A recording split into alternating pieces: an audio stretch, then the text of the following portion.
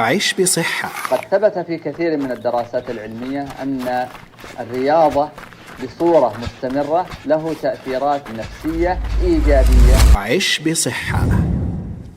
أهلا بكم من جديد مستمعينا الأحبة، وفي فقرة عيش بصحة نسعد أن يكون معنا البروفيسور أحمد بن سالم باهمام، أستاذ واستشاري الأمراض الصدرية وطب النوم، كلية الطب والمدينة الطبية بجامعة الملك سعود. بروفيسور أحمد، السلام عليكم ورحمة الله وبركاته، وأسعد الله صباحك بكل خير. وعليكم السلام ورحمة الله وبركاته، وسعد الله صباحكم وصباح المستمعين بكل خير. حياك الله بروفيسور أحمد. يعني في البداية ما هو الشخير؟ الشخير هو صوت يظهر خلال النوم، عادة يكون خلال الشهيق، وهو يعكس ضيق في مجرى التنفس العلوي. قد يكون الشخير ناتج عن الأنف، لكن أكثر الأحيان يكون سبب ضيق في منطقة البلعوم، يعني خلف منطقة اللسان. وهو صوت يتفاوت شدته، يعني من مرتفع جدا إلى منخفض ومتقطع، والشدة تختلف أيضا، فلا تعتاد الإذن عليه، ذلك بسبب إزعاج لمن ينام مع الشخص الذي يصاب بالشخير.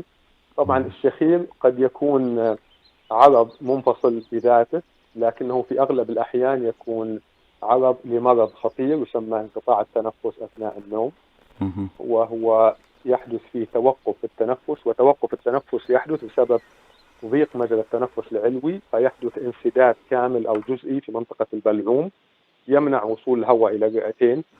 ومن علاماته أن يكون الشخص يشخر ثم يقطع لثواني قد تطول أو قد تقصر، وهذا يلاحظه الشخص الموجود مع المصاب بالشخير، ثم يأخذ ما يسمى بالشخرة الكبيرة جدا، شهير كبير مع صوت شخير كبير، ويبدأ الشخير مرة أخرى. الفترة التي سبقت هذا الشخير الكبير هي فترة انقطاع في التنفس، قد تطول وقد تقصر. وكما ذكرنا هذا مرض يعني منتشر، يعتقد أنه يصيب حوالي من 4 إلى 10% من متوسط العمر، وقد يصيب الأطفال أيضا والشباب، وله مضاعفات قد نتحدث عنها يعني إذا سمح الوقت أو رأيت ذلك. نعم، يعني إذا كان يعتبر مرض دكتور، يعني هل له مثلا علاج معين؟ أيوة طبعا، يعني هو إذا كان مصحوب بانقطاع في التنفس وشك الطبيب أنه في انقطاع في التنفس، ومن أعراض انقطاع التنفس كما ذكرنا أنه الشخص الموجود قد يلاحظ أنه المصاب يقطع النفس أثناء النوم، المصاب قد يعاني من الاختناق، يستيقظ باختناق ليلي من النوم، قد يحتاج أنه عندما يستيقظ الصباح يشعر بجفاف شديد في الحلق، قد يستيقظ بصداع، قد كرمكم الله يحتاج الذهاب إلى دورة المياه عدة مرات في الليل للتبول، هذا من علامات الانقطاع. قد يستيقظ بحموضة في المعدة، يستيقظ أحيانا بألم بالصدر أو خفقان بالقلب أو تعرق شديد، يشعر بأن الجو حار وأنه يتعرق شديد طوال الليل.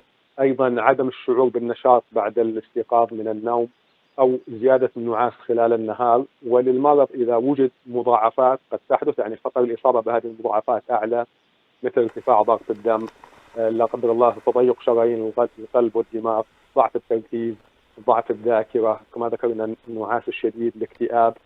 فكل هذه من أعراض المرض. إذا شك الطبيب أنه فيه انقطاع تنفس مع الشخير يجرى ما يسمى بتخطيط النوم أو دراسة النوم، وهو تخطيط قد يجرى في المستشفى أو قد يجرى في المنزل. طبعا في المستشفى يكون مستواه أدق. وإذا شخص الانقطاع، في العلاج في الأساس بالنسبة للبالغين، للكبار يعني متوسط العمر، في الأساس هو جهاز تنفس، أما جهاز التنفس المساعد، قناع يوضع الأنف وقت النوم ينام به المريض. وهناك يعني علاجات بديلة لمن لا يناسبه الجهاز أو لا يتقبل الجهاز، مثل تركيبات الأسنان، وهي تركيبات يضعها أطباء أسنان مختصون وليس أي طبيب أسنان، تسحب الفك السفلي للأمام فتوسع مجرى التنفس، تسحب معه اللسان. أو عمليات جراحية للفكين أيضا يقوم بها أطباء وجه وفكين مختصين في اضطرابات النوم. بالنسبة للأطفال إذا أصيبوا بالمشكلة 90% منهم هم يعانون من تضخم في اللوزتين أو في لحمية الحلق، لذلك التدخل الجراحي عند الأطفال قد يكون هو الحل الأساس، لكن في الكبار الحل الأساس هو الجهاز التنفس، وهناك حلول جراحية أو تركيبات أسنان بديلة. طبعا هو يزداد عند المصابين بالسمنة، ولذلك زيادة الوزن يؤدي إلى هذه المشكلة. وأيضا هناك عامل وراثي قوي في الموضوع، يعني إذا كان عائلة عندهم هذا المرض قد يكون أكثر شيوعا، له علاقة أيضا تشكيلة الوجه والفكين، مثلا إذا كان الفك السفلي صغير نسبيا تزيد هذه المشكلة عند بعض الأشخاص، ويزداد مع تقدم العمر. يعني كل ما تقدم الإنسان بالعمر، يعني وصل لل50 60 يزداد خطر الإصابة عند الرجال والنساء.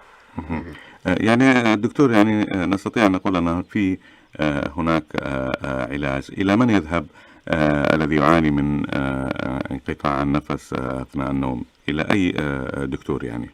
يبدأ بطبيب مختص في طب النوم، هذا هو الأفضل.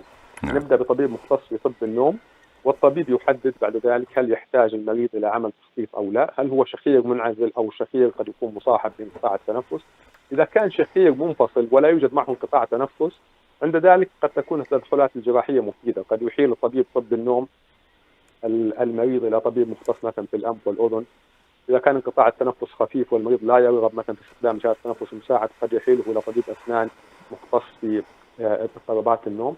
لكن عادة الأفضل أن يبدأ المريض بطبيب مختص في طب النوم حتى يحدد شدة الحالة، لأنه تقريبا 60% إلى 50 إلى 60% من المرضى عندما يأتون إلى الطبيب بطبيب انقطاع التنفس هم مصابون يعني في ذلك الوقت عند حضورهم بارتفاع ضغط الدم. كثير منهم يأتي وهو لا يدري أنه عنده ضغط الدم، يعني يتم تشخيصه في العيادة عندما يزور طبيب اضطرابات النوم بسبب انقطاع التنفس، لأنه في يعني ترافق كبير أو تصاحب كبير بين انقطاع التنفس وارتفاع ضغط الدم ومضاعفات القلب والسكري والأمور الأخرى أيضا. دكتور أحمد، يعني هل هناك يعني أو قد يكون يمكن الوقاية من هذا المرض؟ طبعا هناك عامل وراثي لا يمكن الوقاية منه كما ذكرنا، يعني مثل قابلية بعض العوائل الإصابة مثلا بالسكري أو بالضغط أو بالحساسية الصدر والربو. لكن الأمور الأخرى نعم ممكن. زيادة الوزن ممكن التحكم فيها، لذلك على الأشخاص الحرص على السيطرة على أوزانهم، يكون الوزن بالحدود الطبيعية، فهذا هو الأهم. في عوامل لا يمكن السيطرة عليه كما ذكرنا، العامل الوراثي الجيني وتقدم العمر لا يمكن السيطرة عليه، ولكن ممكن السيطرة على زيادة الوزن.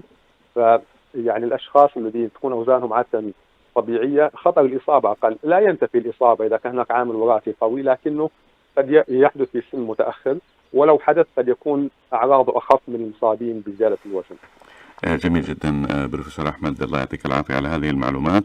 إذا كان لك من إضافة أخيرة أو توجيه أو نصيحة في ختام هذا اللقاء.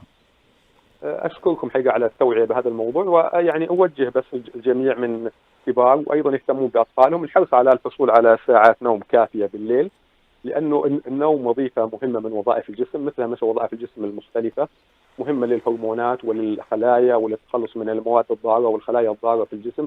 الحصول على نوم كافي بالليل مهم جدا، خاصة الأطفال أيضا مهم جدا الحصول على نوم كافي.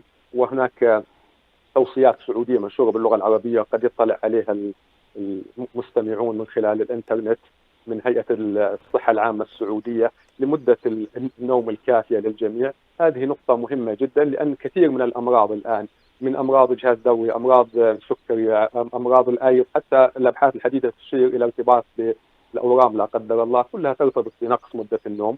وهذه أصبحت يعني ظاهرة بدأت تتفشى في المجتمع السعودي والمجتمع الخليجي والعربي بصفة عامة.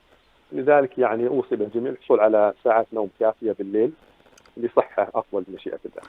شكرا جزيلا لكم بروفيسور أحمد، الله يعطيك العافية على هذه المعلومات القيمة والجميلة، والتي يعني استفدنا منها هنا واستفاد منها أكيد المستمعين والمستمعات. شكرا لكم بروفيسور. شكرا للاستضافة. إذا كان معنا مستمعينا الأحبة البروفيسور أحمد بن سالم باهمام، أستاذ واستشاري الأمراض الصدرية وطب النوم، كلية الطب والمدينة الطبية، جامعة الملك سعود، تحدث إلينا عن مشكلة الشخير وعن أسبابها وحلولها. عيش بصحة. قد ثبت في كثير من الدراسات العلمية أن الرياضة بصورة مستمرة له تأثيرات نفسية إيجابية. عيش بصحة.